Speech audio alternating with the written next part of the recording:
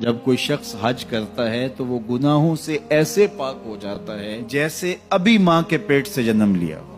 اللہ اس کے سارے گناہوں کو ختم کر دیتا ہے، سارے گناہوں کو معاف کر دیتا ہے۔ اور حاجی نہ صرف خود گناہوں سے پاک صاف اور ستھرا ہو جاتا ہے، وہ حج سے لے کے اپنے گھر میں داخل ہونے سے پہلے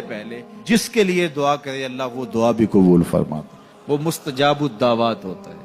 اس لیے جب کوئی حج کے لیے جا رہا ہو، مستحب یہ ہے کہ جانے والا لوگوں کو مل کے جائے، رشتہ داروں کو، دوستوں کو، اگر اس کے پاس وقت ہے، فرصت ہے، حالات ایسے ہیں تو وہ جائے اور جا کے جتنے لوگوں کو ملا جا سکتا ہے، اگر کسی سے زیادتی کی ہے تو معافی تلافی کروا لے، ان کو مل کے جائے، اور جب وہ واپس آئے تو لوگ اسے ملنے آئے، اس لیے کہ یہ اعزاز ہے کہ اب اس کی آنکھیں دیکھیں جس آنکھوں نے کعبۃ اللہ کی زیارت کی ہے،